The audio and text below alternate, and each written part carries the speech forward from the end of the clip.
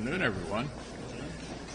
As you know, we were, four of us were at the White House with President Biden earlier in the day, and I think it's pretty safe to say we all agree we need to avoid a government shutdown.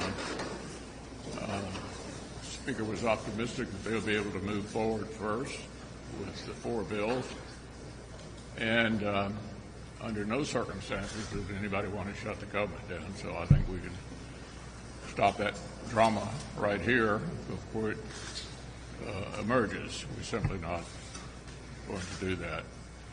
So we're going to come close, I hope, to having an orderly appropriations process, obviously not by the time we should have done it, but better than we've done some years by getting this four through and then doing the balance of them as a minibus a little bit later. President Biden has finally determined that he ought to make a trip to the southern border after 3 years into his administration. People should make no mistake about it. This is President Biden and the Biden administration's crisis. It's created of their own making. It's totally avoidable, and they own this problem. And you look at the numbers just alone. 7.25 million people apprehended trying to come across the border illegally. Another 1.7 million known gotaways. That doesn't include the unknown gotaways. That's almost 9 million people in 3 years. And this last year was a complete record. December was the biggest month ever in terms of apprehensions at the southern border. This is a huge crisis created by this administration, entirely of their own making. And entirely because they came into office and decided they wanted to do away with all the Trump administration policies that had been working and reverse course and basically put up a big welcome sign, and it turned the border into an open border. So the House of Representatives has determined that Secretary Mayorkas has committed impeachable offenses. That issue will come before the United States Senate. I believe the Senate needs to hold a trial.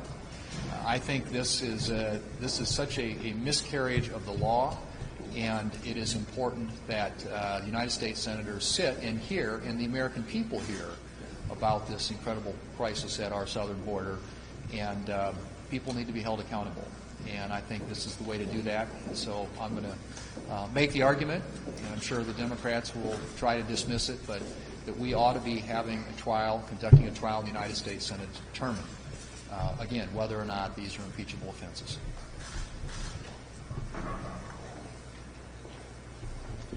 Joe Biden and the Democrats have squandered American strength.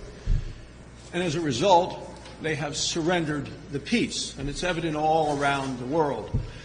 I've just gotten back from the Middle East, where I was with the Wyoming Air National Guard, 140 members who were stationed in Djibouti.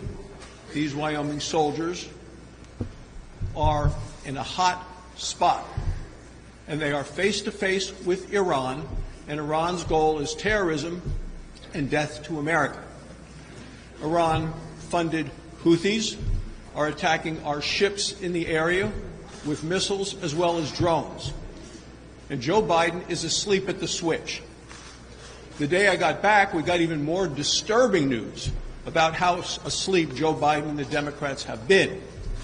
And that's with a report that this country is not doing what it needs to do to stop the flow and the sale of oil from Iran to China. Shadowy tanker ships have moved 59 million barrels of oil, worth $2.8 billion. The oil ships, the tankers, have all ended up in China, and the cash has ended up in Iran. This is the money that Iran has used 140 times to attack American soldiers in just the last 4 months. And then the President's hapless Secretary of Treasury came to Congress and testified falsely, inadequately, incorrectly, that they're doing all that they can to stop this flow of oil.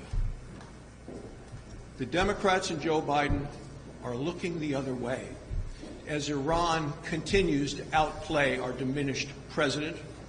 American weakness is on display all around the world. Joe Biden bumbles, and what we see is Russia, China, Iran, and North Korea on the move. The American people deserve a strong president and a nation that is strong and safe and secure.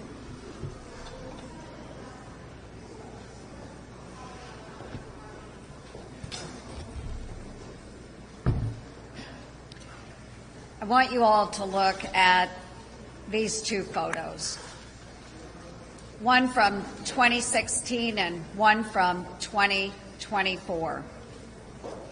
Biden has to address his border disorder. He can do this. We recently learned about the death of 22-year-old Laken Riley, who was killed by an illegal immigrant that Biden let across our border. The young man that killed Laken Riley crossed into El Paso illegally in 2022. He was then released into the interior of our country, and just 5 months ago, he was arrested in New York City for child endangerment. Yet, even though he had been arrested, somehow he was still able to go to Georgia and take the life of Laken Riley. Too many families have been hurt by this Biden border disorder.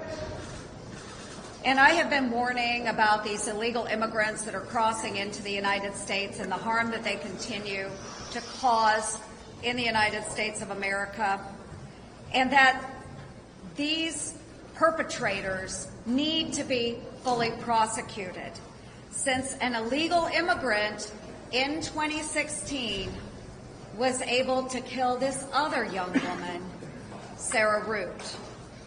Those who come illegally continue to break our laws. And make no mistake, Biden has just made it worse. He has the authority to do something today about this crisis, and yet he refuses to do it. So let's stop these deaths. Let's stop these murders. Let's control our border. Biden, you can do it now. Do it. Good afternoon, everybody. I would like to talk a little bit about Laken Riley and what we see with the illegal immigrant who's been arrested in her murder. If we think about it from a parent perspective, or from a friend perspective, how many times throughout our lives do we think our children or that we're in a safe place? We're going to go out for a run on a college campus very close to where we're in school, in the middle, of a very safe area. And the next thing you get is the call as the parent that your daughter's been murdered, brutally murdered. And then you hear the circumstances of the person who's been arrested for her murder. This is so avoidable. And it does lay right at the feet of President Joe Biden. His catch and release policies are the reason his use of parole is the reason that one individual impacted that family and her friends for the rest of their lives.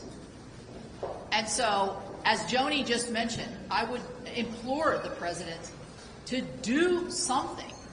It's been within his power. I think it's sort of not even ironic, but a little bit laughable that now you're reading reports where the president says, I might do an executive order. Haven't we all been saying you can do executive orders like President Trump did? You could have done this 3 years ago. And maybe Laken Riley would still be with us here today. So, for that reason and that reason alone and all of the other issues that go along with not knowing who these folks are, where they're from, what their intentions are, what kind of criminal records they have, President Biden has got to do something and do it quickly. On the appropriations front, on the Appropriations Committee, there are 2 dates to remember. July 27th is when we passed all of our appropriations bills out of the Appropriations Committee bipartisan. Senator Schumer has neglected, except for in November, the second date to remember, except to put up 3 bills. We've had these bills out. They've been fully looked at by and on available for people to look at for months now. And there's no reason we can't do what the leader said, which is to go to regular order vote for the first 4 bills and stop this whole charade of government shutdown. We can't do our work. It just reverberates around the American public. The American public's worried about a couple things. Safety. They're worried about when they go to the grocery store that they're paying more than you've paid for food in decades, proportionally. They're worried about the education of their children. They're worried about the safety of our international men and women as they're deployed. So I think that the least we can do as a United States Senator is to get Senator Schumer to put us to regular order, vet these bills, to get them across the finish line and have the President sign them. Thank you. 3 years ago, Joe Biden appointed Kamala Harris as border czar. Do you remember that? The border czar. And I quote President Biden when he said, "She speaks for me," and I quote, "is the most qualified person to do it." So where is the border czar now? She won't be with Joe Biden on the border later this week when he visits for only the 2nd time as president. Let's be clear. When the White House scrambled on what they should do, they said, okay, let's send the president down the border. Why? Why? Because he's got a political crisis on his hands, not because he wants to solve the border crisis. He has a national security crisis, but the White House sees this as a political crisis. And so they send him down the border for the photo op. I hope he finally opens his eyes without having his border czar, who speaks for him, with him, to see what the American people already know. The southern border is in chaos. 9 million illegals crossing and counting. Record fentanyl flooding our country.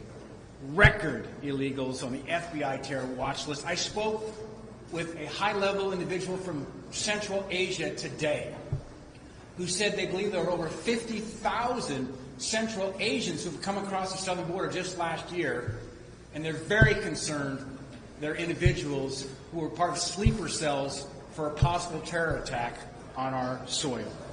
The result of Biden's border crisis is deadly. When will enough be enough? We've been rocked by the murder of Laken Riley, an innocent 22-year-old nursing student in Georgia. That hits close to home as a father of 2 young women. When will enough be enough?